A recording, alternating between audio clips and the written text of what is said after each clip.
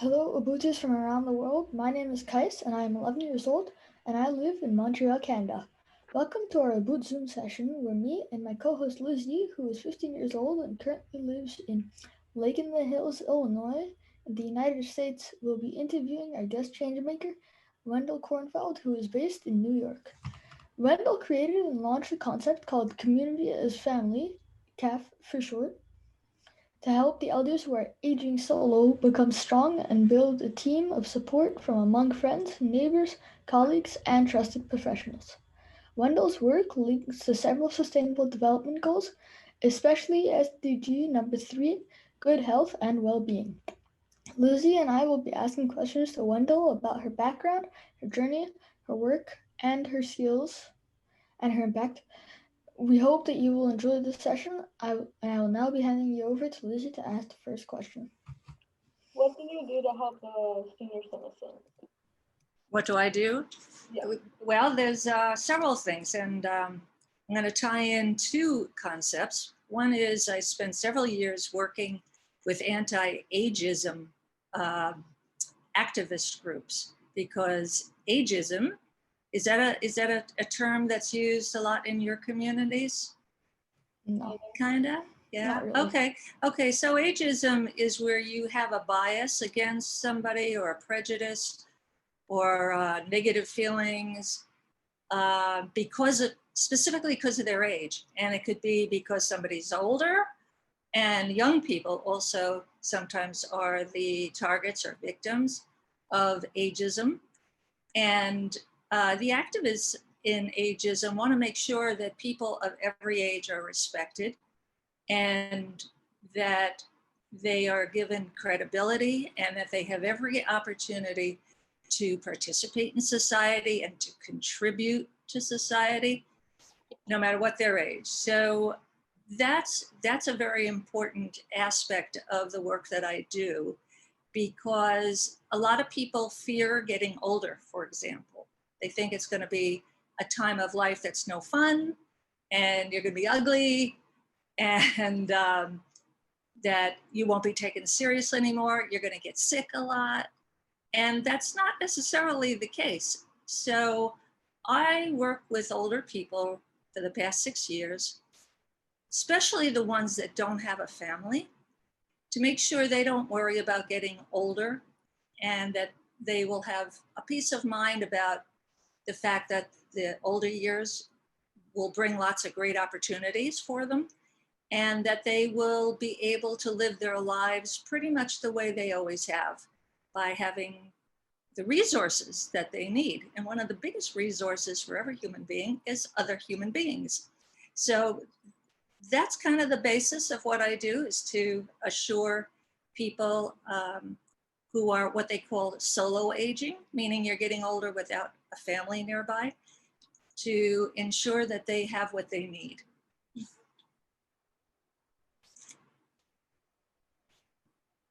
All right. So, is there any way that technology helps with?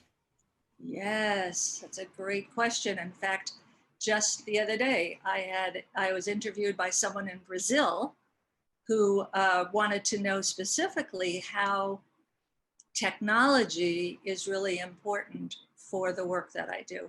So, for example, do you guys know older people that are afraid of technology, or they don't have a computer or a cell phone? No? Okay. Well, I sure do. Some of them are like my own cousins.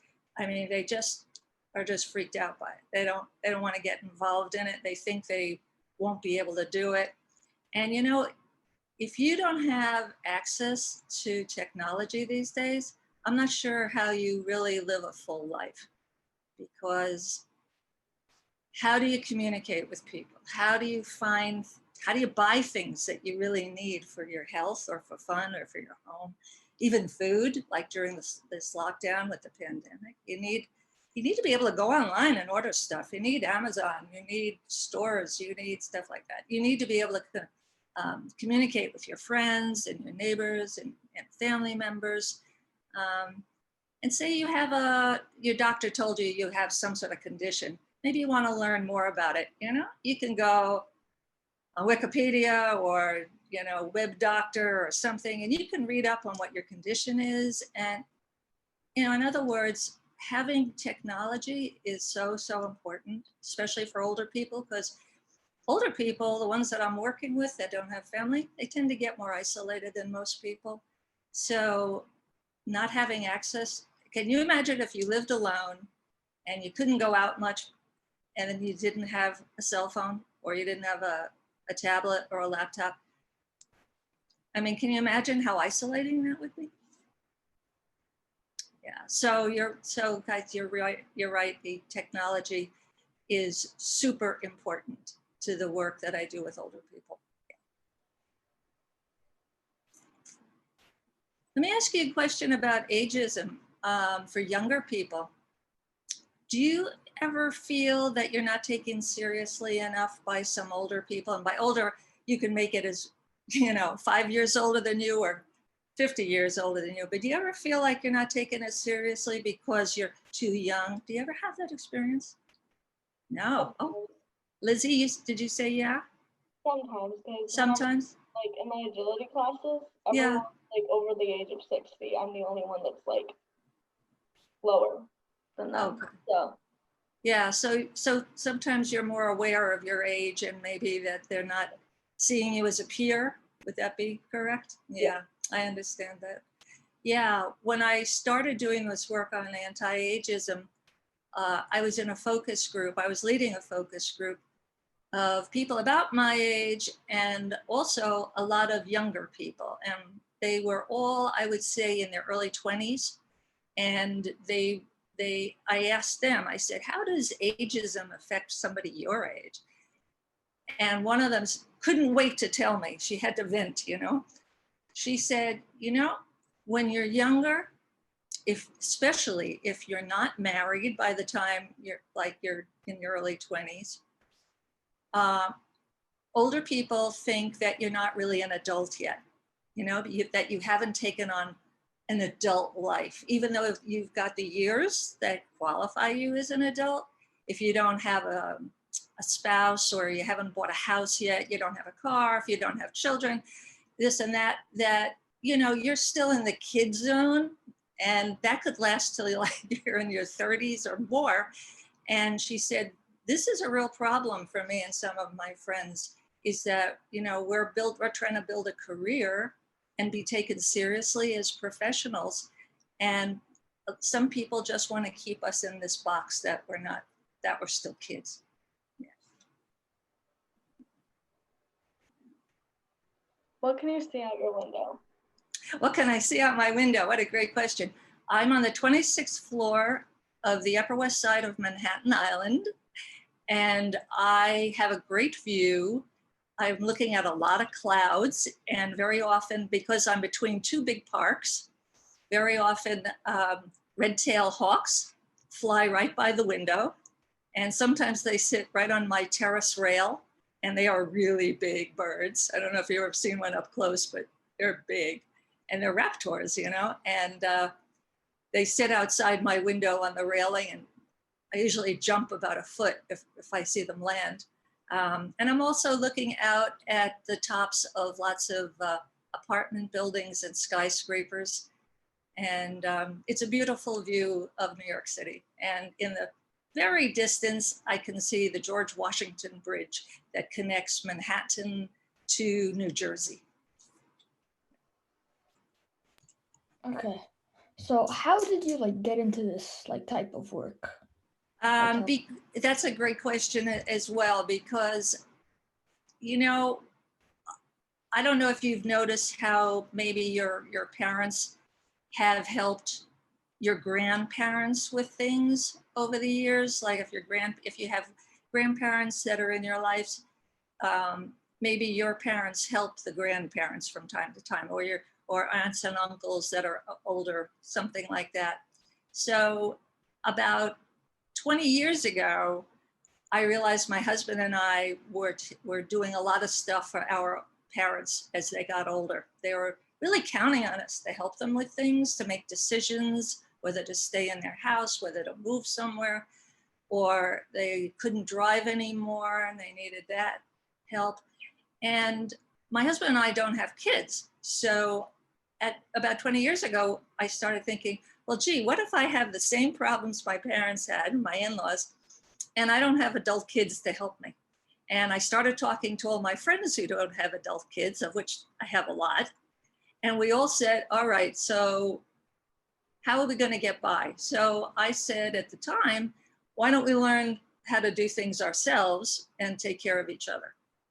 So that really blossomed. So about going on 7 years ago, I came up with this concept of how to build a community family from among your friends, your neighbors, your colleagues, if you're working, and professionals, you know, like doctors, lawyers, accountants, things like that.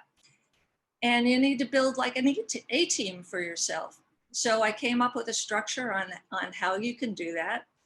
And if you live alone, things you need to do to protect yourself if something happened to you while you lived alone. And I think because of COVID, we're all learning a lot about, you know, what if you got sick and there's nobody else in the house with you ever? And what if you need help? So we come up with all of these, what I call empowerment strategies, so that people who are living alone, especially older ones, that they have a way to have an A-team of support, and that they have structures in place so that if something goes south, you know, goes wrong or whatever, you don't say, now what do I do? You have a plan. So in answering your question, I got into it because I realized I needed something like that and it didn't exist. So I started my own. And I've been, for the past a little over 6 years now, I have been working with senior groups and senior centers and churches and synagogues and groups of friends and neighbors all around the country, and helping them set up these kind of groups so that they have a community family of their own. How long have you been involved there? Yeah, so I came up with the concept at the end of 2013, and I launched in February of 2014. So it's just over 6 years now, and there's been a lot of articles written, either by myself or interviews. People have called me or written me up. And I spoke at the United Nations Committee for the Aging a couple of years ago. They're an international audience. They wanted to know more about it. So I did, I'm sure you're familiar with PowerPoint presentations. I did a PowerPoint for the committee to the UN. So it's been, I would say, the most exciting and satisfying work I've ever done. And I worked for 46 years for pay before that. So if I say this is the best job I ever had, I'm serious. I get to meet really great people. Yeah. So how did like COVID change like your work? Yeah, well, the people that, you know, I would always try to tell people, you know, if you live alone, if you get sick, you need to make sure somebody's got the keys to your apartment, that they can get in, that you have a way of calling them from any room in your house, really. And I don't know if it works this way in Canada, but here in the US, and especially in New York, if the fire department comes to your home for some reason, like they get an emergency call, or the EMS, the emergency medical service, they come. If you're unconscious, if you can't communicate with them, they look on your refrigerator to see who you are, you know, who they should call, what your medical conditions are. And the refrigerator is where you have that kind of emergency information. So that's something I teach the groups. And some people are really great. They start getting plans together for just in case right away. And some people, they don't want to think about it, and they don't do it right away. So what COVID has done, considering how quick you can get sick and get sick fast, you know, they realized that they are more vulnerable than they realized. And it really kind of lit a fire under people to make sure that they had a plan just in case. So I would say COVID, to answer your question, revealed the urgency of having a plan and being prepared, especially if you live alone. What was the hardest part about growing up? The hardest part of growing up? Okay, the hardest part of growing up, and I'm going to say growing up means I didn't want to turn 21. Like most people wanted to turn 21 because it meant they were adult and they could do more things legally, right? And I remember thinking, oh no, once I'm legally an adult, I can't get away with as much, you know? It would be more of my parents' fault, or they'd have to get me out of the trouble or whatever. And it was very sobering to think that everything I did and said and influenced after that point was all on me to make sure I didn't mess it up. Yeah.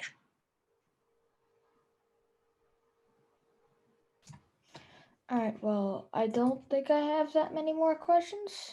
Okay. No, I don't really have any more. Okay, well, So you asked unless, Lizzie, great you have any questions. more? Yeah, I have a couple. Okay. Okay. What was your I'm gonna go lifestyle ahead and like ask. growing up? What was my life like growing up?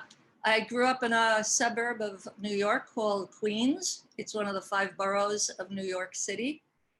And we had a nice piece of property. So we had badminton court and croquet court. And my mom was in charge of all of the vegetable gardens. My father was in charge of the flowers, the grape arbors. We made our own wine.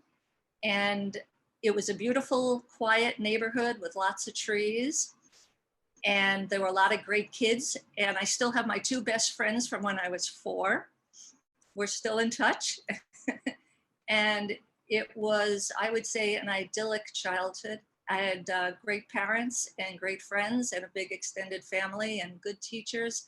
So, you know, I can't blame anything on my childhood, on any mistakes I make as an adult. I can't say it's all so-and-so's fault. It was really a nice time to grow up in a nice place. Yeah. And then my last question is, what do you do while volunteering? What do I do? What I do, besides the community is family stuff, which is all volunteer. I don't charge for any of that. For 10 years, I've worked in Central Park, and I do land maintenance. And it's very rugged work, very physical work. We do everything from pulling saplings, young trees out of the ground to make room for the plants. We do weeding and raking and mulching and picking up litter, just about everything you can think of to make sure that Central Park is healthy, both aesthetically, so things look good, and to make sure that in an ecology sense of the word, that you've taken out the invasive species so that the good plants can grow better and thrive. So, and I love getting dirty because I loved to play in the dirt when I was a kid. And I love putting on my uniform twice a week and, you know, getting down and dirty. We've shoveled snow, everything that needs to be done year round in the park. So I do that 1 or 2 days a week for the past 10 years. And that's the best volunteer job I ever had, yeah. All right, well, I just thought of one more. Do you have any advice for people who want to do work like yours? Yeah, working with the older people, you mean? Yeah. I would say everybody has something to contribute in this world. And I figured out what my thing was. And once you find your niche of what it is you do well, you know, do whatever you can so that the world is a better place for it, and that your friends and your neighbors, your relatives, that you share with them what it is you want to teach them or to give them, and then allow them to do the same for you. And because none of us get through life, you know, all by yourself, we really do need other people. So figure out what it is you love and what you can give, and then go with it. All right, so unless anybody has another question, I'm gonna end it now. So, Okay, it's thank been a you. pleasure. Thank Thank you, you. Wendl and Lizzie, for the great discussion and for everything that we learned today. Thank you, Ubuntu's, for listening to this interview. Make sure to follow us on Instagram and Twitter and to subscribe to our YouTube channel so you can hear about upcoming sessions with other changemakers. Please also tell your friends about Oboot and share social media links with them. And last but not least, go to oboot.co to learn about opportunities to collect digital badges and help us drive down carbon. All right, thank you. Bye-bye.